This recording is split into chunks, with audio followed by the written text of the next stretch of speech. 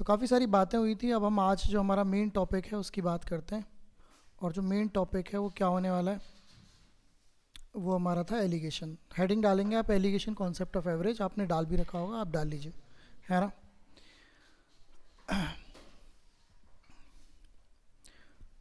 तो इस कॉन्सेप्ट की एक सिंपल इम्पॉर्टेंट पार्ट था कि हमेशा दो चीज़ों को मिलकर तीसरी चीज़ बनेगी, तो उसी को हम क्या बोलते हैं, एलिगेशन। जैसे फॉर एन एग्जांपल, जैसे बॉयज़ के मार्क्स की बात करूं, तो जैसे अगर मैं कहता हूं आपसे कि अगर हम बॉयज़ की बात करते हैं तो किसी क्लास में जो बॉयज़ का एवरेज मार्क्स है वो 70 है। अब क्लास होगी तो बॉयज़ भी होंगे, गर्ल्स भी होंगे, है ना। और गर्ल्स का जो एवरेज है वो 65 है, राइट। ये दे रखा है आपको। और दो पूरी क्लास का आपको दे रखा है फॉर एन एग्जांपल 62, है ना। तो आप नोटिस क्या कर रहे हैं, इसको बोलते हैं एलिगेशन। ये तो है बॉयज़ का, ये किसका है, गर्ल्स का, और ये सभी का है। सभी में बॉयज़ एंड गर्ल्स दोनों आएंगे। एलिगेशन कैसे काम करता है, क्रॉस काम करता है। कैसे काम करता है, क्रॉस से मेरा मतलब है कि अगर हम बात करते हैं तो आप इस वैल्यू में से इस वैल्यू को माइनस करेंगे और यहाँ लिखेंगे। ऐसे ही अगर आप ध्यान दें तो इस वैल्यू में से इसको माइनस करेंगे और इसको कहाँ लिखेंगे, यहाँ पे लिखेंगे। तो आइए लिखते हैं, बताइए ज़रा रेशो क्या आएगा, ठीक है ना। तो यहाँ से आप लिखेंगे 70 माइनस 62, और यहाँ पे आप लिखेंगे 65 माइनस 62। ये कितना आएगा, 3, और ये कितना आएगा, 8। अच्छा, ये क्या चल रहे थे बताइए, मार्क्स चल रहे थे। तो एलिगेशन में हमेशा डिपेंडेंट थिंग आती है, तो मार्क्स आते किसके हैं, स्टूडेंट्स के। तो इसका मतलब ये हुआ कि आपकी क्लास में 3 बॉयज़ हैं और आपकी क्लास में 8 कौन है, गर्ल्स। इसका मतलब ये हुआ। आप इसे राइट डाउन करिए, फिर मैं आगे चलता हूँ। कल भी हमने थोड़ी सी बात करी थी। ये सैलरी के अभी हम सारे क्वेश्चंस करेंगे, डोंट वरी, है ना। तो आप बी को पूरा बॉयज़ नहीं लिखेंगे, बी ही लिखेंगे, क्योंकि पेपर में आपको, है ना, समझ रहे ना आप, शॉर्ट में लिखना है। तो बी का मतलब बॉयज़ है, जी का मतलब गर्ल्स है। 70 65 सीधे सीधे सॉल्यूशन बनाना है, जिससे कि आपकी कैलकुलेशन भी कम हो जाए और लिखने का आप पे ज़्यादा, मतलब आपको रफ पे ही तो करना है सब काम, तो ये आपके अंडरस्टूड होना चाहिए, राइट। तो क्या रेशो आ गया, 3:8। इसका मतलब आप कह सकते हैं कि 3 बॉयज़ हैं और गर्ल्स कितनी है, 8। तो आइए ज़रा क्वेश्चंस की बात करते हैं। ये हमने 1-2 क्वेश्चन किए थे, अब मैं इससे कराना चाहता हूँ। इसको पढ़िए आप, ज़रा ध्यान से पढ़िए, क्वेश्चन बहुत आसान है। एक आदमी 2 वैरायटी वीट की वो करता है, मिक्स करता है। पहले का कॉस्ट क्या है बताइए। जैसे आपने देखा होगा कि वीट होता है गेहूँ, है ना। तो 2 गेहूँ की वैरायटी मिला के उसने एक नई वैरायटी क्रिएट कर दी। तो पहली की जो कॉस्ट है वो 38 है, दूसरे की कॉस्ट बताएंगे, दूसरे की कॉस्ट कितनी है बताइए, 46। और जब दोनों को मिला दोगे तो एक मिक्सचर बन जाएगा। उस मिक्सचर को इसने किस रेट में बेच दिया, तो उसको बीच में रखिए। चलिए बनाइए हिसाब किताब। अब आप माइनस करेंगे, ऐसे क्रॉस चलेगा, तो 42 में से कौन माइनस होगा, 38 माइनस होगा। और इधर 46 में से कौन माइनस होगा, 42। बताइए यहाँ पे कितना डिफरेंस आ गया, 4 का। और यहाँ पे भी कितना डिफरेंस है, 4 का। अच्छा, अब जब दोनों ही 4 हैं तो आप इसको 4 से 4 कट कर सकते हो, तो 1:1 का रेशो आ जाएगा। अच्छा, ये बताइए ये क्या चीज़ थी, 38, और ये एक बार लिख लीजिए अच्छे से, रेट था ना ये। तो अगर आप मार्केट में किसी चीज़ को रेट की बात कर रहे हैं तो फिर उसकी क्वांटिटी की बात होगी। भाई अगर मैं आप किसी चीज़ का रेट पूछते हैं कि भाई साहब चावल क्या भाव है, तो अगर उसको खरीदना ही नहीं है तो पूछने का क्या मतलब था, तो यू विल बाई इट, है ना। तो यहाँ पर अगर रेट की बात हो रही है तो ये नीचे किसका रेशो बनेगा बताइए, क्वांटिटी का, है ना। इसका मतलब आपने 1 ही किलो पहला वाला वीट मिलाया है और 1 ही किलो आपने कौन सा वाला वीट मिलाया है, यही पूछ रहा है क्वेश्चन में। Find ratio of the quantity of wheat was taken. तो क्या आंसर आ गया, 1:1। ईजी है, समझ सकते हैं। चलिए आगे बढ़ते हैं, इसको ट्राई करिए। ये बहुत ही बढ़िया क्वेश्चन है और ये अब आपका इंपॉर्टेंट क्वेश्चन बन जाएगा। पहले मैं चाहूँगा कि आप ओनली पढ़िए, आपको समझ में आ जाएगा। कोई ऑर्गेनाइजेशन है जिसमें एवरेज सैलरी ऑफिसर्स की, देखिए ऑर्गेनाइजेशन में ऑफिसर्स भी होते हैं और अदर वर्कर्स भी होते हैं, है ना, हर तरीके की दुनिया होती है। तो बात हो रही है पहले ऑफिसर की, तो ऑफिसर की बात हो रही है, तो ऑफिसर की एवरेज सैलरी कितनी है, तो ऑफिसर की एवरेज सैलरी 25,000 हो गई। अदर वर्कर्स, अदर वर्कर्स में बहुत सारे वर्कर्स आते हैं, ठीक है ना, उनकी सैलरी क्या है, तो अदर वर्कर्स लिखना शुरू कर सकते हैं मेरे साथ ही, उनकी सैलरी है 12,000, है ना। यहाँ तक कोई दिक्कत नहीं। ऑफिसर्स की 25,000, अदर वर्कर्स की 12,000।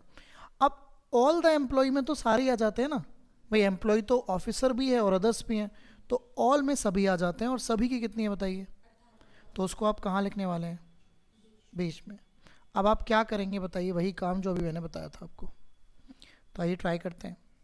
तो सबसे पहले आप 25,000 में से 18,000 को माइनस करेंगे, और इधर 18,000 में से आप 12,000 को माइनस करेंगे, तो ये आपका 6,000 आ गया, और ये कितना आ गया 7,000, तो ये 7,000 आ गया। तो जो रेशो क्रिएट हुआ वो क्या क्रिएट हुआ बताइए, 6 और 7 का। अब सुनिएगा, ये क्या थी, और सैलरी हमेशा किसको मिलती है, तो ये रेशो किसका आ गया, लिख लीजिए सब बातें। हो गई, क्या हो गया,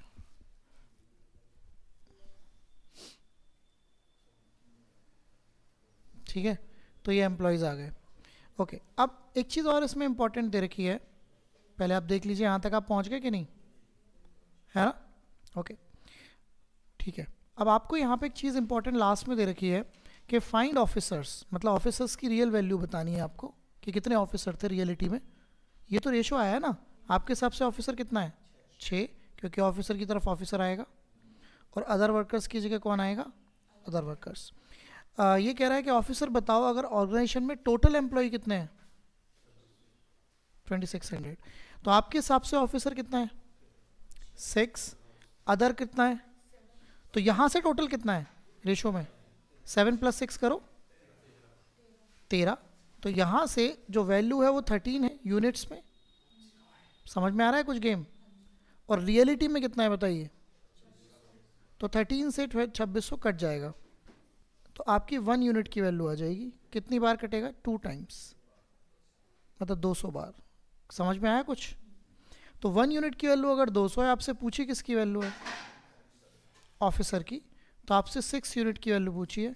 जब 1 की वैल्यू 200 है तो 6 यूनिट की वैल्यू बेटा क्या आएगी, 1200।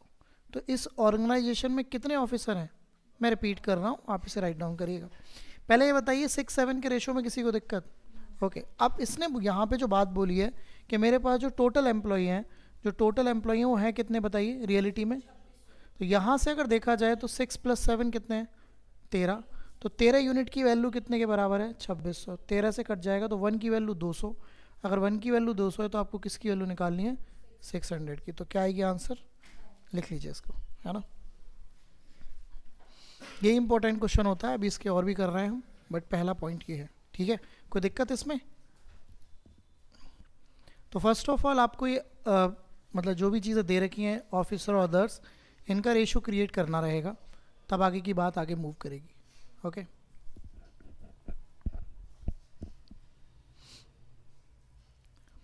तो दिक्कत मतलब समझ में तो आई ना चीज़ कैसे करना है, कोई बात नहीं, अभी और कर रहे हैं हम 4-5 क्वेश्चन, आपको क्लैरिटी मिल जाएगी।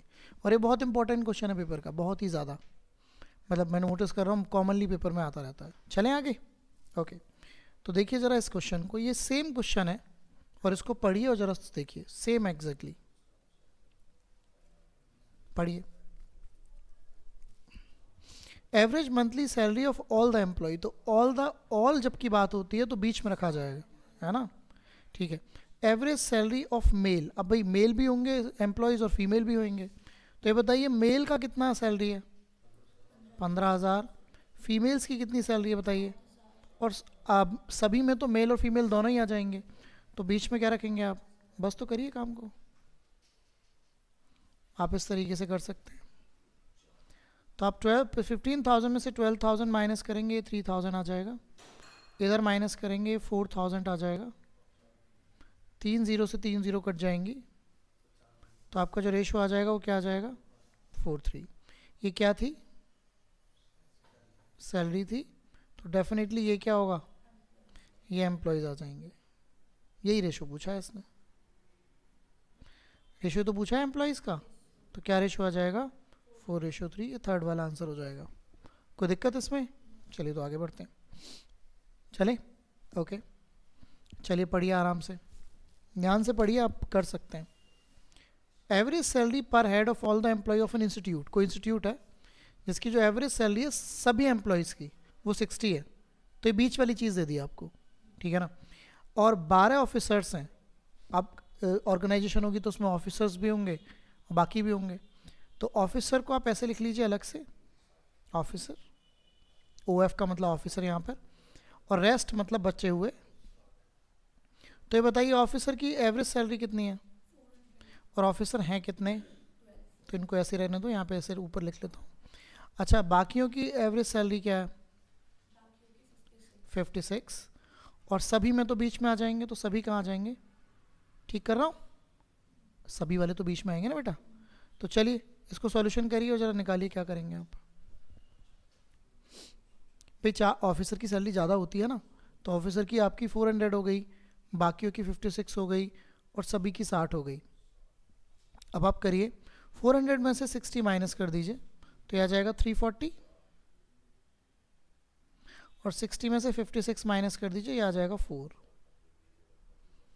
कोई दिक्कत तो नहीं, कर सकते हैं।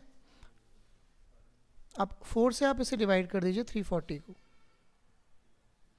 देखना 1:85 आ रहा है क्या? ओके, डेफिनेटली ये सैलरी थी, तो ये नीचे क्या आएंगे बताइए? एम्प्लॉय। इसका मतलब आपके हिसाब से, इस रेशो के हिसाब से, एक तो ऑफिसर है और बाकी 85 क्या है? तो लेकिन रियलिटी में ऑफिसर कितने हैं? तो इस बार आपकी किसकी वैल्यू, इस 1 की वैल्यू किसके इक्वल होगी बताइए? तो 1 की वैल्यू 12 के इक्वल हो गई, तो आपकी 85 की वैल्यू क्या आएगी ये बताइए? 85 इंटू 12 कर लीजिए, तो रेस्ट आ जाएंगे। मल्टीप्लाई कर लेता हूँ 85 में 12 की, लिखना शुरू कर सकते हैं।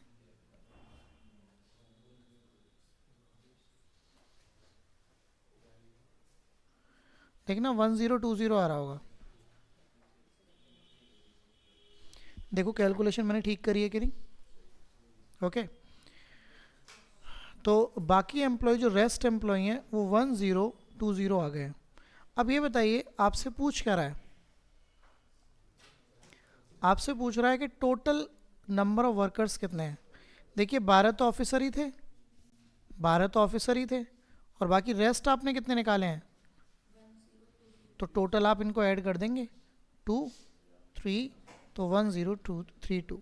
ये हैं आपके टोटल एम्प्लॉय। भाई टोटल में तो ऑफिसर भी काउंट होंगे ना, तो आपका क्या आंसर आ गया? 1032। राइट डाउन कर लीजिए, फिर मैं आगे चलूँगा। तो अगर देखा जाए तो ऑफिसर्स का 400 है, बाकियों का कितना है आपका? आप देख पा रहे हैं 56, और जो 60 है वो सभी का होगा, क्योंकि सभी में ऑफिसर भी आ जाएंगे और आपके बाकी भी आ जाएंगे। अब ये जो अंत में रेशो आया 1 और 85 का, ये ऑफिसर और अदर्स का आया है, लेकिन ऑफिसर की वैल्यू आपको रियलिटी में दे रखी है, तो 1 की वैल्यू 12 हो गई, तो 85 की वैल्यू आप निकाल सकते हैं, जो कि आपने निकाली 1020।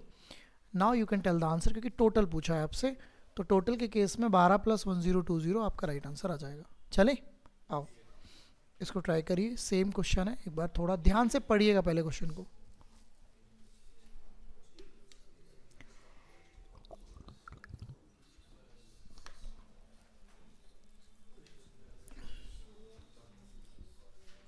तो सभी एम्प्लॉय की 16,000 है, उसको आप कहाँ रखेंगे? बीच में। करिए स्टार्ट। 7 सीनियर एसोसिएट हैं, तो सीनियर एसोसिएट को ऐसे लिख लीजिए शॉर्ट फॉर्म में, और बाकी बचे हुए जो हैं उनको आर लिख लीजिए। सीनियर एसोसिएट का 24,000 है, और जो बाकी का रेस्ट का है वो 12,000 है, और सभी का कितना है बताइए? 16,000। अच्छा, सीनियर एसोसिएट रियल में कितने दे रखे हैं इसने क्वेश्चन में? तो चलिए करिए हिसाब किताब। 24 में से 16 माइनस करेंगे 8 आ जाएगा। देखिए बच्चों की तरह मत लिखिए, अगर आपके पास 24,000 रुपये थे, उसमें से 16 खर्च हो जाएंगे, तो आप डायरेक्टली बता सकते हो कि नहीं कि इसके लिए भी तुम्हें कैलकुलेटर और पेन पेंसिल निकालना पड़े। तो अगर पैसों का ध्यान रखोगे तो हमेशा चीज़ याद रहेगी। 24,000 में 16,000 खर्च हो गए, 8,000 बचे। अब बताइए 16,000 में से 12,000 खर्च हो जाएंगे तो कितने बचे?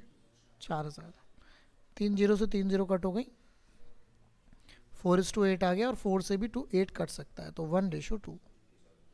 ये सैलरी थी, तो ये क्या आ गया बताइए? एम्प्लॉय। Very good. अब यहाँ से अगर आप गौर से देखोगे तो आपके हिसाब से 7 आप क्या क्या है? सीनियर एम्प्लॉय, और यहाँ पे कितने सीनियर एम्प्लॉय? तो 1 की वैल्यू 7, तो 2 की वैल्यू कितनी है? 14, क्योंकि भाई 1 की वैल्यू 7 है तो 7:2। तो बताइए फिर फाइनली आंसर क्या आएगा? क्या पूछ रहा है आपसे? पूछ रहा है टोटल नंबर ऑफ स्टूडेंट बताइए। हाँ, तो टोटल नंबर ऑफ एम्प्लॉय की बात करेंगे तो 7 + 14, तो आपका राइट आंसर आ जाएगा 21। तो 21 आपके इस क्वेश्चन का राइट आंसर बन जाएगा। ठीक है, कर सकते हैं, इसको ट्राई करिए।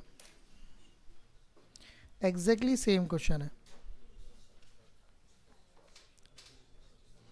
आपका। सीजीएल और सीपीओ दोनों एक ही एग्जामिनेशन होते हैं। सीजीएल से आप सिविल में इंस्पेक्टर बनते हो, सीपीओ से आप बीएसएफ, आईटीबीपी, दिल्ली पुलिस, इन सब में एसआईज बनते हो, है ना।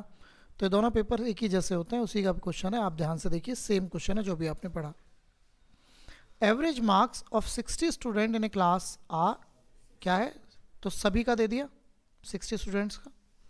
बताइए, बॉयज़ एंड गर्ल्स की बात भी हो गई, तो ऑब्वियसली बात है क्लास में बॉयज़ एंड गर्ल्स दोनों ही होंगे। तो अब हम बात करते हैं।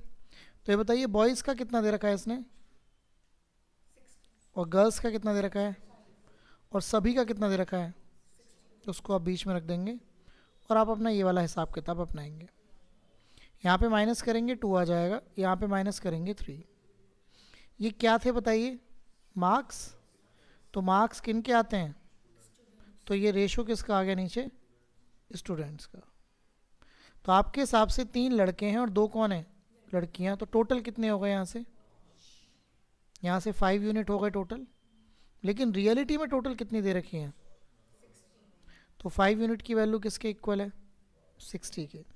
देखो, आपको समझना पड़ेगा, पिछले क्वेश्चन में अलग अलग वैल्यू दे रखी थी, इस बार इसकी कंबाइंड वैल्यू दे रखी है।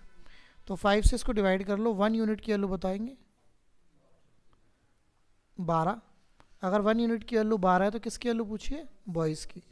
तो आपको 3 की वैल्यू निकालनी है।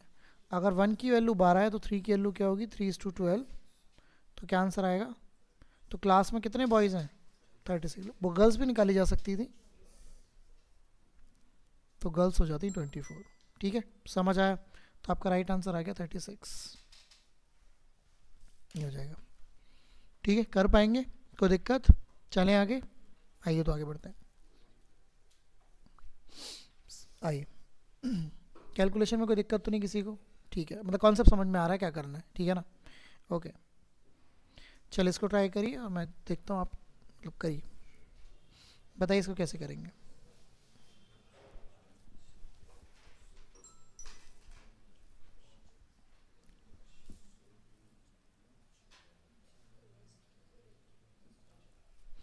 Average salary of all the employee in a company is 14,000। All the employee कहाँ रखा जाएगा? बिल्कुल, तो करिए काम को। सेम क्वेश्चन है। टेक्नीशियन, तो टेक्नीशियन है 5, और बाकी रेस्ट, बाकी जो भी होंगे। टेक्नीशियन की सैलरी कितनी है? 18,000। और बाकियों की कितनी है? और सभी की कितनी है? चलिए तो सॉल्यूशन बनाइए। अब आप क्या कर सकते हैं, 18,000 में से 14,000 को माइनस कर सकते हैं, तो कितना आएगा बताइए? 4,000। और इस 14,000 में से 13,200 माइनस होगा, जो कि आपका 800 रुपये आ जाएगा। आप कट कर सकते हैं 8 से, तो देखना 1:5 का रेशो आ रहा है क्या? अभी आपको पता लगाया मैंने कि अगर सैलरी होती है तो सैलरी मिलती किन को है? एम्प्लॉयज़ को। तो ये एम्प्लॉयज़ की वैल्यू आ गई। अब आपके हिसाब से टेक्नीशियन की रियल वैल्यू क्या दे रखी है? 5। और यहाँ से कितनी है बताइए? तो 1 यूनिट की वैल्यू 5, तो 5 यूनिट की वैल्यू कितनी आएगी? 5 × 5 25। टोटल पूछें तो 5 टेक्नीशियन थे और 25 रेस्ट हैं, तो 5 + 25 टोटल कितने हो गए बताइए? 30। तो ये टोटल हो गए। ठीक है, इजी है, कर सकते हैं, कोई दिक्कत वाली बात नहीं। डन है मामला? ओके, लास्ट क्वेश्चन करेंगे, फिर अब अगले कॉन्सेप्ट की तरफ बढ़ेंगे। चलें? ओके,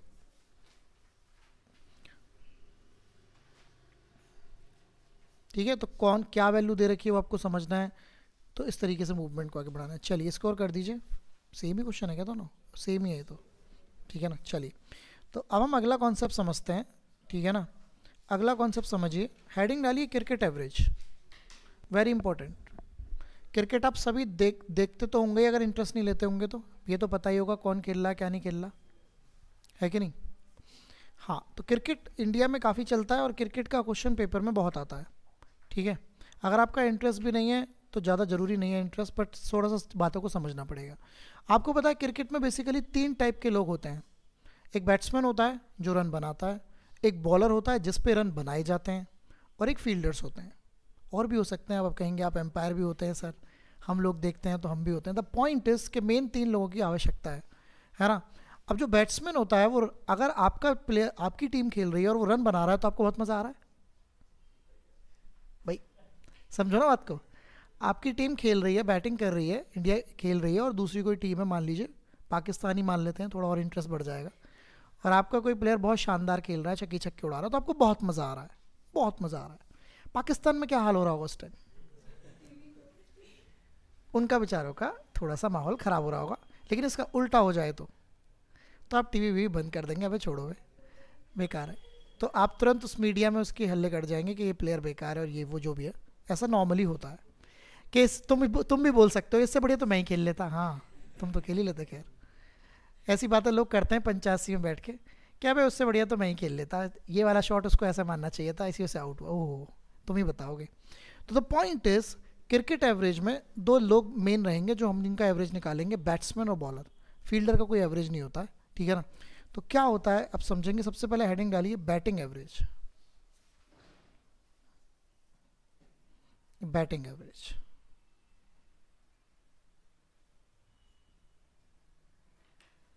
है ना। तो बैट्समैन की अगर हम बात करें, फॉर एन एग्जांपल किसी भी प्लेयर को उठा लेते हैं, विराट कोहली को उठा लेते हैं, है ना। तो मान लीजिए विराट कोहली है और उसने फॉर एन एग्जांपल 12 मैच खेले।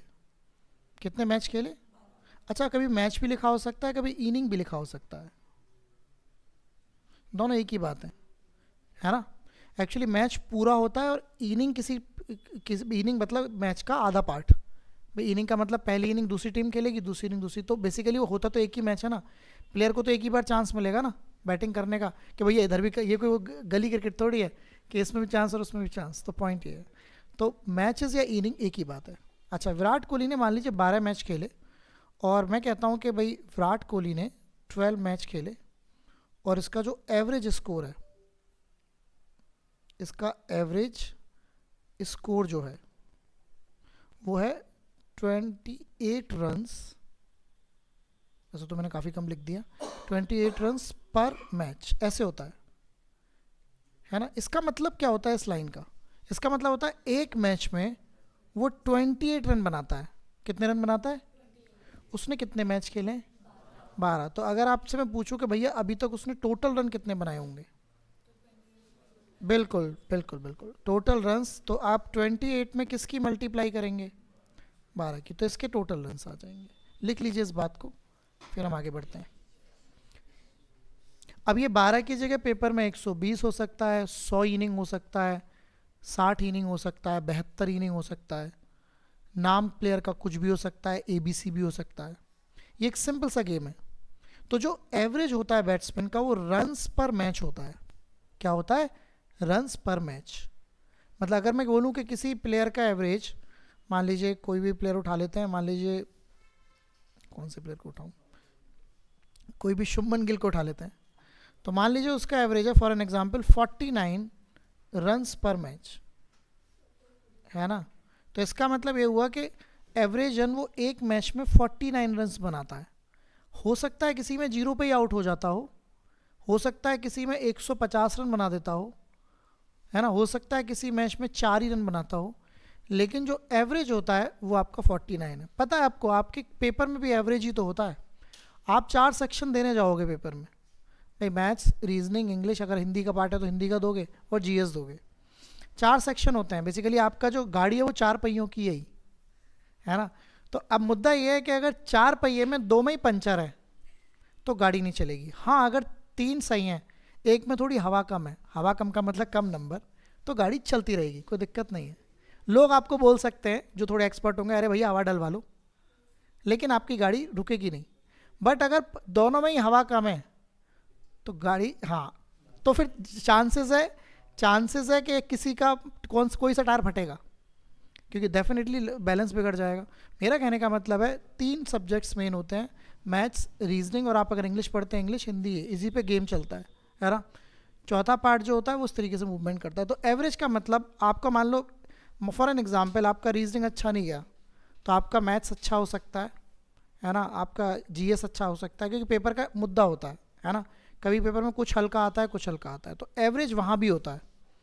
अब ऐसे नहीं होता कि आपका पहला सेक्शन रीजनिंग खुला और आपका वो बेकार चला गया तो अगले सेक्शन में आपको, ज़्यादातर बच्चों का क्या होता है वो पजल हो जाते हैं कि भाई अब क्या होगा जीवन में, नहीं।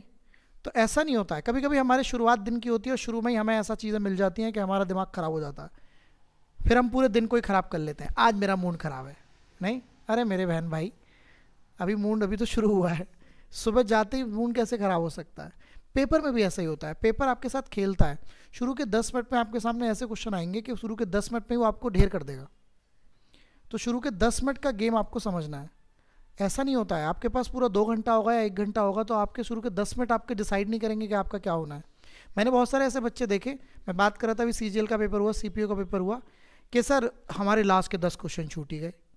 तो 10 क्वेश्चन छूट गए और वो इतने लुल्ल क्वेश्चन थे, महाई ख़त्म क्वेश्चन, वो उन्होंने छोड़ दिए कि सर वो तो मैं 2 क्वेश्चनों में अटका रह गया था, रह गई थी, तो ये मुद्दा हो गया। तो आप इस बात को समझो, है ना। ये बात आपको इसी तरीके से मूवमेंट में समझ में आएंगी। तो एवरेज का मतलब होता है सभी में एक बढ़िया परफॉर्म करना। अगर आपका कोई बहुत अच्छा है तो उसमें अच्छा परफॉर्म करेंगे। तो एवरेज का यहाँ पर मतलब बैट्समैन के लिए रन्स पर मैच। ओके, आइए ज़रा एक और बात को समझते हैं, फिर मैं आपसे आगे बढ़ता हूँ। अब मैं आपसे कहता हूँ कोई प्लेयर है, कोई प्लेयर है, उसने 120 इनिंग खेली, आई का मतलब इनिंग है, और उसका जो एवरेज है वो है 55 रन्स पर मैच या इनिंग। तो बताएंगे आप मुझे उसने कितने रन बनाए होंगे, टोटल रन्स। टीआर का मतलब यहाँ पे टोटल रन्स है। तो 120 इनिंग खेलेगा तो आप इसमें 55 की मल्टीप्लाई कर दीजिए, तो 0 तो लग ही जाएगा। तो आप क्या करेंगे, 6600, तो क्या वैल्यू आ जाएगी 6600। बेटा कैलकुलेटर का यूज़ मत करो, है ना, पेपर में अलाउ नहीं होता है, इसको उल्टा कर दो, है ना। 6600, क्लियर हो गई बात। ओके, अगर मैं कहता हूँ आपसे कि मान लीजिए कोई ABC कोई प्लेयर है, उसने टोटल रन बनाए 6000, कितने रन बनाए 6000, और उसने जो मैच इनिंग खेली हैं वो खेली हैं 25 तो कुछ ज़्यादा ही हो जाएंगे, तगड़ा एवरेज हो जाएगा। 240 उसने क्या खेला है, मैचेस खेले। तो क्या आप मुझे बता सकते हैं इसका एवरेज क्या रहा होगा, टोटल रन्स कितने हैं। देखिए एवरेज का बेसिक फंडा होता है A=S/N, आप लिख सकते हैं, जिनको नहीं लिखा हुआ है। एवरेज का बेसिक फॉर्मूला ये होता है। अब इसमें अगर हम बात करें तो आपको सम मिल गया, टोटल रन्स मिल गए जो कि कितने हैं 6000, और कितने मैचेस खेले हैं तो 240 से आप इसे डिवाइड कर देंगे, 0 से 0 कट हो जाएगा, 6 से 100 और 6 से 4 कर सकते हैं, 4 बारी तो कटेगा, और 4 से आप इसे डिवाइड कर सकते हैं। तो बताइए कितना आएगा, 25 रन्स पर मैच। तो इसका जो एवरेज है वो कितना है 25 रन्स पर मैच। आइए तो ज़रा स्टार्ट करते हैं अब क्वेश्चंस को, जो इसके पेपर के क्वेश्चंस रहते हैं। लॉजिक समझ में आ गया, तो लेट्स स्टार्ट। इस क्वेश्चन को पढ़िएगा आराम से, है ना, पहले पढ़िए, बहुत ही कॉमन क्वेश्चन है पेपर का, बहुत ही common. Batting average of a cricket player for 64 innings, कितनी इनिंग खेली और कितना वो है बताइए। तो 64 इनिंग का जो एवरेज है वो है 62। तो यहाँ से आप टोटल रन्स निकाल पाएंगे क्या, तो करिए कैलकुलेशन करनी है आपको, 64 इंटू 62। तो 64 में मैं 62 की मल्टीप्लाई करूँगा, है ना।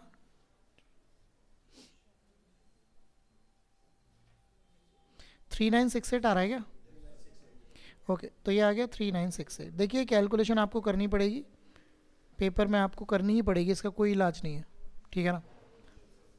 यहाँ तक सब कुछ ठीक है, आगे बढ़ते हैं। अब इसने ये जो बात बोली है बीच में कि उसका जो हाईएस्ट स्कोर है वो एक्सीड करता है किससे, लोएस्ट स्कोर से, कितना मतलब उसने जो सबसे ज़्यादा रन बनाए हैं, सुन लो, और उसने जो सबसे कम रन बनाए हैं, उनका जो डिफरेंस है वो कितना है? 180। उसकी बाद में बात करेंगे, आगे पढ़ने जरा क्वेश्चन को। एक्सक्लूडिंग दीज टू इनिंग्स, मतलब इन दोनों इनिंग्स को हटा दें हम। कितनी इनिंग खेला था अभी तक ये? पहले कितनी इनिंग खेला था बताओ? इसमें से अगर आप 2 हटा देंगे तो कितनी इनिंग रह जाएंगी? 62 इनिंग। अब उनका एवरेज क्या हो चुका है बताइए? उनका एवरेज क्या हो चुका है? तो चलिए पहले यहाँ का भी टोटल रन निकाल लीजिए।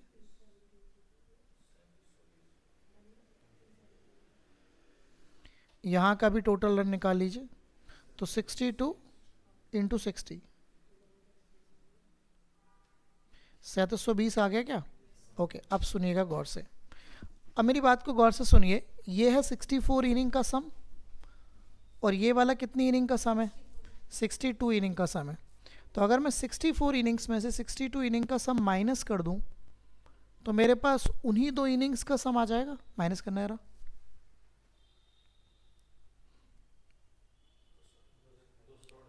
200, कोई 28 बोल रहा है, करता है 48, 248, देख लो कितना आ रहा है, 248 है ना। आप माइनस कर सकते हैं, 8 आ गया, 6 माइनस ये 4 आ जाएगा, तो ये 248। इसमें क्या ऐसा है? इसमें 228 कैसे हो सकता है? मतलब कोई मतलब ही नहीं है। चलिए अब सुन लीजिए, 248 उन ही 2 इनिंग्स का सम आया है जिनकी बात कर रहा था। तो जो 248 है उसी हाईएस्ट और लोएस्ट का क्या आ गया है? सम आ गया। और ये जो लाइन थी कि जो हाईएस्ट स्कोर है वो लोएस्ट से कितना एक्सीड का, मतलब हिंदी में बात करें तो वो इससे कितना ज़्यादा है? 180। तो ये मैथमेटिक्स में ज़्यादा और कम का मतलब डिफरेंस होता है ना। मैं आपसे कहूँ कि मेरे पास इससे 15 रुपये ज़्यादा है, तो ना तो आपको मेरे रुपए पता ना इसके रुपए पता, लेकिन ये पता है कि हमारे बीच का डिफरेंस कितना है? 15। तो ये जो बात लिखी हुई है इसका मतलब हाईएस्ट माइनस लोएस्ट की वैल्यू आपको कितनी दे रखी है? 180। लिख लीजिए इस बात को। और हाईएस्ट प्लस लोएस्ट तो आपने निकाल ही लिया। तो आपके पास ये 2 कंडीशन आ गई। हाईएस्ट प्लस लोएस्ट की वैल्यू कितनी आ गई? 248। और हाईएस्ट माइनस लोएस्ट की वैल्यू कितनी आ गई? 180। अब बात को सुनिएगा, अब बहुत गौर से सुनिएगा। कभी भी आपको अगर 2 चीज़ों का सम दे रखा हो, ये सम ही तो है, और 2 चीज़ों का क्या दे रखा हो? डिफरेंस। 2 चीज़ों का सम दे रखा हो और 2 चीज़ों का क्या दे रखा हो? सम दे रखा है 248 और डिफरेंस कितना दे रखा है? तो ये बताइए इनमें पॉजिटिव में कौन लिखा हुआ है? हाईएस्ट। हाईएस्ट कैसे लिखा हुआ है? पॉजिटिव में। और लोएस्ट एक जगह क्या है? तो हाईएस्ट इसमें वैल्यू बड़ी रहेगी। तो हाईएस्ट कैसे निकलता है जो पॉजिटिव होता है? वो निकलता है 248 प्लस 180। इन दोनों को आप ऐड करेंगे, 248 और 180 को, और किससे डिवाइड करेंगे? 2 से। हाईएस्ट वैल्यू निकल जाएगी। अगर आपको लोएस्ट वैल्यू निकालनी है तो लोएस्ट निकलेगी 248 में से 180 क्या करेंगे? माइनस करेंगे। और डिवाइड किससे करेंगे? 2 से। तो लिख लीजिए दोनों बातों को। अब क्वेश्चन में जो पूछा है वो निकाल लीजिए। आपसे लोएस्ट पूछा, हाईएस्ट पूछा है? हाईएस्ट पूछा है, तो आपको इसकी वैल्यू निकालनी है। तो आइए जोड़ लेते हैं इन्हें। 8, 8 और 4 12, 428 बटे 2, 2 से डिवाइड कर लेते हैं। तो उसने जो हाईएस्ट रन मारे हैं वो कितने मारे हैं? 214। तो इस प्लेयर ने जो हाईएस्ट रन का स्कोर है इसका 214 रन का है, 214 रन, राइट। तो 214 रन इसने हाईएस्ट बनाया। आप लोएस्ट भी निकाल सकते हैं। अगर आप इसमें से इसको माइनस कर दें और 2 से डिवाइड कर दें तो पेपर में लोएस्ट भी पूछ सकता है, हाईएस्ट भी पूछ सकता है, ठीक है। अब पेपर में क्या होता है, बस वैल्यूज बदलेगी कि 64 इनिंग की जगह कुछ और बन जाएगा, 62 इनिंग्स की जगह, मतलब बेसिकली समझ रहे हैं ना आप। ये जो वैल्यूज़ आप देख रहे हो ये सब बदलती जाएंगी पेपर में, ये कुछ हो जाएगा, ये कुछ हो जाएगा। तो ये मल्टीप्लिकेशन तो आपको करनी पड़ेगी। 2 इनिंग्स छोड़ी हैं इसने तो उनका भी मल्टीप्लिकेशन करना पड़ेगा। वैल्यू आपके सामने है। ये जो वैल्यू आती है यहाँ पे 248, ये उसी हाईएस्ट और लोएस्ट का सम आएगा, और डिफरेंस आपको दे ही रखा है 180। तो आप इस तरीके से कर सकते हैं। अगला क्वेश्चन ट्राई करें, सेम। ओके, बिल्कुल एग्जैक्टली सेम क्वेश्चन है, और मैं चाहूँगा कि आप मुझे इसको थोड़ा ट्राई करके बताएं।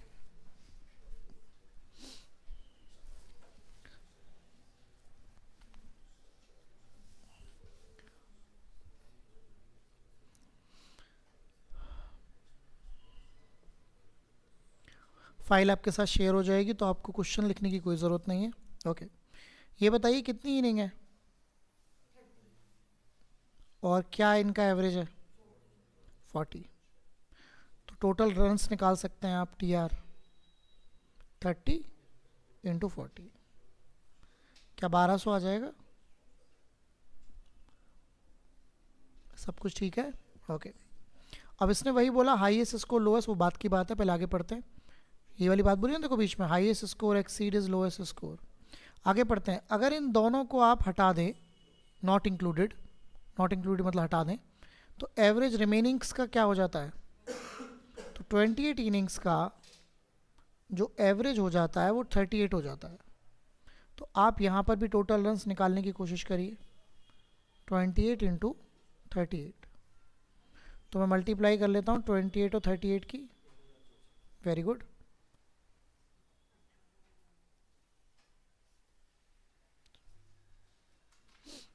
तो ये आ गया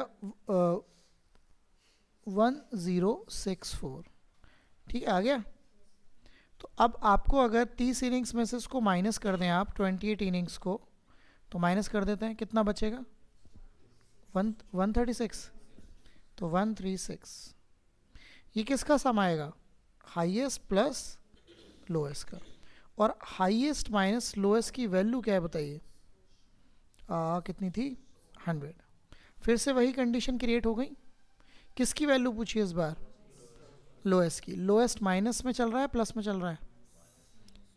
तो लोएस्ट की वैल्यू कैसे निकलेगी फिर? इन दोनों का difference by 2, minus 100 divided by 2, तो 36/2। और 36 को अगर आप 2 से डिवाइड करेंगे तो 18 इसकी वैल्यू हो जाएगी, है ना? तो 18 will be the value, right. इस तरीके से आप इसको डील कर लेंगे। कोई दिक्कत इसमें? तो ये हो जाएगा। तो सेम क्वेश्चन है, कोई दिक्कत नहीं। अगला क्वेश्चन ट्राई करें। आओ आगे बढ़ते हैं। ओके,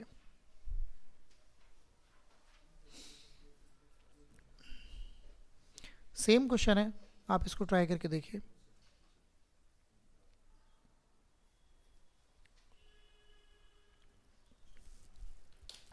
बस कैलकुलेशन ही मान लीजिए।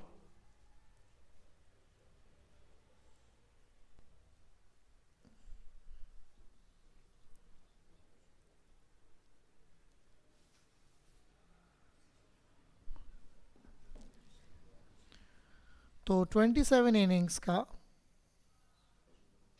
जो बैटिंग एवरेज है वो 47 रन है। तो सम कितना आएगा?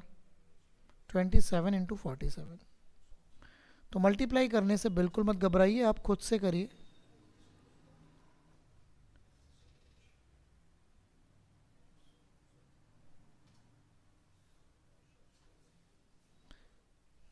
बस आप देखा करिए कि आपकी वैल्यू और मेरी वैल्यू ठीक आ रही है कि नहीं। क्या मल्टीप्लिकेशन 1269 आ रही है? Very good. अब इसने ये वाली बात जो बोली है कि हाईएस्ट स्कोर एक्सीड करता है लोएस्ट से, बात की बात करेंगे, आगे बढ़ते हैं। इन दो इनिंग्स को आपने हटा दिया तो कितनी इनिंग हो जाएंगी भैया? वैसे तो दे ही रखी है इसने, 25 इनिंग का जो एवरेज है वो कितना दे रखा है? तो अब यहाँ से भी सम निकाला जा सकता है, 25 इंटू 42, 1050। तो 1050 माइनस कर देते हैं, कितना आया? 9219। देख लीजिए वैल्यू यही आ रही है, कुछ और। ये हाईएस्ट प्लस लोएस्ट की वैल्यू आ जाएगी। और ये बताइए हाईएस्ट माइनस लोएस्ट की वैल्यू क्या दे रखी है आपको? सही चल रहा है मामला? आपसे वैल्यू किसकी पूछी है? हाईएस्ट इसमें पॉजिटिव में चल रहा है, तो हाईएस्ट के केस में इन दोनों का सम डिवाइडेड बाई 2 आएगा। तो 219 प्लस 157 डिवाइडेड बाई 2, इनको ऐड करिएगा, 376 अपॉन 2, 188। तो 188 आपके इस क्वेश्चन का राइट आंसर बन जाएगा। तो उसके हाईएस्ट स्कोर 188 है। आप चाहें तो लो, मतलब पूछ रहा है तो जो भी पूछेगा वो आप कर देंगे, ठीक है ना? कर पाएंगे? हो पाएगा? ओके, आइए आगे बढ़ते हैं। चलिए, ओके। अब इस क्वेश्चन को समझिए। ये नॉर्मल मैच, ये समझिए आप T20 देखते होंगे, वर्ल्ड कप भी होते हैं और जो IPL होता है तो T20 होता है, ज़्यादा इंटरेस्ट लेने की ज़रूरत नहीं है, बस ये बेसिक बातें हैं। जैसे आपके GS में ये भी क्वेश्चन आते हैं कि IPL में येलो कैप किसको मिली थी, और ये सब पढ़ने ही होते हैं। वर्ल्ड कप कौन जीता था, लड़कियों का जो वर्ल्ड कप जीता था उसमें मैन ऑफ द मैच कौन थी, मैन ऑफ द सीरीज़ कौन थी, नहीं मतलब वुमेन ऑफ द मैच। हाँ, अब समझ जाओ, इतनी भावना है तो समझ जाओ। अगर वुमेन वर्ल्ड, पता है आपको, अगर कोई, सुन लो, अगर कोई लेडी ऑफिसर बनती है तो उसको सर ही बोलते हैं, मैम नहीं बोलते हैं।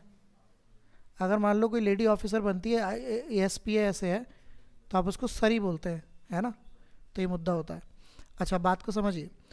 20 over match, required run rate है 7.2। इसका मतलब क्या होता है रिक्वायर्ड रन रेट? हाँ बिल्कुल, बहुत सही बात। 20 ओवर हैं और रिक्वायर्ड रन रेट जो लिखा होता है, रिक्वायर्ड रन रेट, ये आपका है 7.2। इसका मतलब 7.2 रन्स पर ओवर आपको बनाने हैं। कितने ओवर हैं? तो 20 ओवर में अगर 7.2 के हिसाब से रन बनाने हैं तो टोटल रन जीतने के लिए कितने चाहिए? 20 इंटू 7.2। देखिए 0 से पॉइंट हट जाएगा तो 2 की मल्टीप्लाई 72 में हो जाएगी। तो जो टारगेट है टीम का कितना है, ये टारगेट मिल गया, लिख लीजिए यहां तक 144 टारगेट है। इसका मतलब दूसरी टीम ने 143 बनाए हैं। एक रन ज़्यादा तो बनाना ही पड़ेगा ना उससे। तो जो टारगेट है, जब भी ये बात होती है ना रिक्वायर्ड रन रेट, तो इसमें जीतने वाला रन भी इंक्लूडेड होता है। ये नहीं है कि भैया बराबरी करनी है। तो अब आपका जो टारगेट है वो 144 रन बनाने का है, आपको ये पता लग गया। किसी को कैलकुलेशन में दिक्कत तो नहीं, पॉइंट से 0 हट जाएगा और 72 2 इतने हो जाएंगे। अब समझिए, अब मैच चल रहा है, दूसरी टीम मैच खेल रही है जो जीतना चाहती है। वैसे सबसे अच्छा तरीका होता है कि आप ही मान लो कि आप ही दूसरी जीतना चाहते हो, तो बहुत क्लैरिटी हो जाती है क्वेश्चन में, आप लाइवली जीने लगते हो। अब इसने बोला if the run rate is 6 at the end of कितने ओवर, तो 15 ओवर टीम खेल चुकी, और यहाँ पर क्या रन रेट चल रहा है बताइए, 6 का रन रेट। तो कितने रन टीम ने रन बना चुकी, टीम 90 रन बन चुके, ठीक है। और कितने ओवर बीत चुके, कितने का टारगेट था, 144 में से कितने रन बन चुके, तो अभी भी कितने रन चाहिए, 54 रन चाहिए जीतने के लिए। और ओवर अब कितने ही बचे हुए हैं, तो ये बताइए 5 ओवर में आपको कितने रन की आवश्यकता है। तो अब बताइए एक मतलब क्या एवरेज रहेगा, तो आप 54 को किससे डिवाइड करेंगे, 5 से। 5 1 सा 5, 4 में जाएगा नहीं, 0 लग जाएगा, फिर ये 40 हो जाएगा। तो अब उसको कितने रन बनाने पड़ेंगे अंत के 5 ओवर में, 10.8 रन्स पर ओवर। तो अगर आप 10.8 रन्स पर ओवर के हिसाब से बना देते हैं तो आप मैच जीत जाएंगे, और ज़्यादा से बना देते हैं तो और पहले जीत जाएंगे, और कम बनाएंगे तो हार जाएंगे। सिंपल गेम है। तो ये तो बहुत ही आसान सी बात है ना। तो ये जो वैल्यू, ये जो होती है रिक्वायर्ड रन रेट, इसका मतलब पर ओवर के हिसाब से ही होता है ना। रन जो बनाने होते हैं पर ओवर के हिसाब से। जिनको क्रिकेट में इंटरेस्ट होगा उसमें इनको कोई दिक्कत ही नहीं हो रही होगी इसमें, और जिनको नहीं भी है उनको भी दिक्कत ऐसा होनी नहीं चाहिए। इसमें कुछ ऐसा रॉकेट साइंस नहीं है ना। अगर आप मैच देखेंगे ना, कभी मैच देखेंगे तो ये सब बातें लिखी आती हैं। जब मैच खत्म हो रहा होता है, कुछ फंस रहा होता है मैच, तो सब लिखा आता है। फिर वहाँ ये भी लिखा रहता है इतने बॉल में इतनी रन, फिर रिक्वायर्ड रन रेट भी लिखा आता है। जब मैच शुरू होता है तब रिक्वायर्ड रन रेट लिखा आता है कि इतना चाहिए। फिर जब ज़्यादा सिचुएशन गंभीर हो जाती है तो बॉल्स में इतने रन चाहिए, ऐसे आने लगता है। रन रेट तो क्योंकि बहुत ही ज़्यादा हो जाता है ना उस टाइम में, तो ये मुद्दा होता है। इसको समझिए, ये आपने अभी किया है और मैं चाहूँगा कि आप इसे घर से कर लेंगे। एक बार पढ़ लीजिए, करना कराना मैंने नहीं है, फाइल में शेयर करूँगा, आप इसे घर से करेंगे। सेम क्वेश्चन है, हाईएस्ट लोएस्ट वाला छोड़ दूं, मतलब कर लेंगे। ओके, इसको समझिए। अब ये बढ़िया क्वेश्चन है। Sachin Tendulkar has a certain average for 11 inning, और इसके लिए पेन को रख दीजिएगा, मैं ही बताऊंगा इसको, ये 6 चुटकियों में क्वेश्चन हो जाएगा, है ना। सचिन तेंदुलकर है, आजकल खेल नहीं रहा, लेकिन ये पुरानी बात है, लेकिन इसके सचिन की जगह कोई और नाम आ सकता है। Sachin Tendulkar has a certain average for 11 inning. अच्छा एक बात और आपको समझनी पड़ेगी, अगर कोई अभी 11वां मैच खेल रहा है तो इससे जस्ट बाद 12वां मैच खेलेगा, और इससे जस्ट पहले कौन सा मैच खेलेगा? ऐसा नहीं होता कि 11वां खेल रहा है तो इससे पहले 8वां खेला होगा, है ना? तो इनिंग्स ऐसे ही होती है जैसे आपकी एज होती है। अगर आप अभी 25 साल के हैं तो अगले साल 26 के ही होंगे, या 22 के हैं तो, या 18 के हैं तो अगले बार 19 के ही होंगे। ऐसा नहीं है कि सीधे जी अभी तो हम 28 के ही थे अभी हम फिर से 24 के हो गए, ऐसा नहीं होता है। तो द पॉइंट इज कि इनिंग भी ऐसे ही होती है कि अगर 11वीं खेल रहा है तो इससे बाद 12वीं खेलेगा, और इससे पहली कौन सी खेलेगा? आपकी 10वीं। ठीक है, अब इसने 12वीं इनिंग में कितना स्कोर बनाया? 120 रन बना दिए, अच्छा हो गया काम, है ना? वाह वाही हो गई काफ़ी। उससे उसका एवरेज कितना बढ़ गया? देखो ध्यान से पढ़ो, अगर कोई रन ज़्यादा बनाएगा तो उसका एवरेज बढ़ेगा, ये अंडरस्टूड है अपने पुराने एवरेज से, है ना? और तो आपको पूछा जा रहा है कि उसका न्यू एवरेज बताओ। पहले इस क्वेश्चन को दोबारा पढ़ लो, फिर मैं आपको बताता हूँ इसका वन ऑफ द बेस्ट तरीका।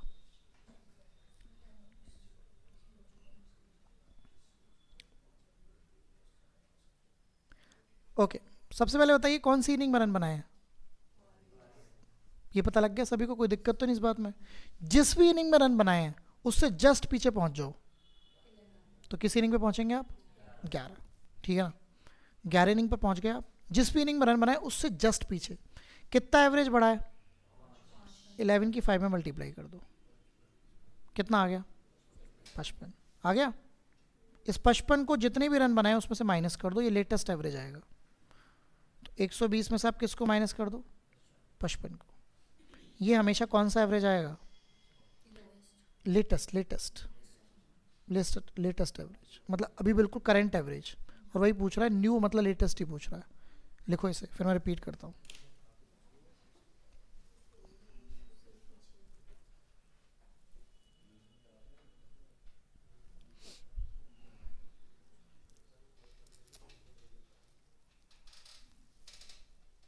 तो क्या करना है आपको बताइए? जिस भी इनिंग में रन बनाए उससे जस्ट कहाँ जाना है? जस्ट पीछे, एक पीछे। और फिर आपको क्या करना है? फिर आपको जो रन्स उसने बनाए हैं उसमें से उसको क्या करना है? माइनस। तुरंत आपका लेटेस्ट आएगा। तो लेटेस्ट एवरेज क्या आ गया, किसी ने निकाला? 65। अब सुन लीजिए, 65 आ गया, बहुत अच्छी बात हो गई। अब कभी कभी पेपर में ये भी क्वेश्चन पूछ लेता है 65। अच्छा, इसके 2-3 नाम और हो सकते हैं लेटेस्ट एवरेज के। आफ्टर 12th इनिंग, अरे 12वीं इनिंग तो खेली है अभी। तो पेपर में ये भी लिखा हो सकता है कि आफ्टर 12th इनिंग उसका एवरेज क्या है। तो आफ्टर 12th इनिंग भी यही आंसर है। 12 इनिंग खेल चुका तो लेटेस्ट तो 12 के बाद ही एवरेज बनेगा ना। ओके। अच्छा, कभी कभी पेपर में ये भी पूछ लेता है बिफोर 12th इनिंग, लिख लीजिए इस बात को भी, बिफोर 12th इनिंग। ओके, ये बताइए 12वीं, आफ्टर 12वीं इनिंग के बाद उसका एवरेज कितना है? अभी आपने निकाला 65। ये कितना बढ़ चुका है? ऊपर पढ़ा तो आपने, कितना बढ़ चुका है? 5। तो ये 5 बढ़ के ही तो लिखा होगा, तो इस इनिंग से पहले 5 कम रहा होगा, तो कितना रहा होगा? तो लिख लो बिफोर 12th इनिंग 60। 60 कैसे आया? क्योंकि 5 बढ़ के ही तो 65 हुआ है। 5 बढ़ के ही तो 65 हुआ है, तो इससे जस्ट पहले कितना होगा? 12वीं इनिंग से पहले 60 होगा, है ना? तो कितना आ जाएगा? 60। क्योंकि पेपर में ये बात भी होती है, ये बात भी होती है, और ये बात भी होती है। तो तीनों बातों में से कोई सी एक बात पूछी जाती है जो आपको समझनी है। आएंगे जरा अगले क्वेश्चन की तरफ, चलूँ? ओके, सेम क्वेश्चन है और मैं चाहूँगा कि आप मुझे इसका आंसर देने की कोशिश करें।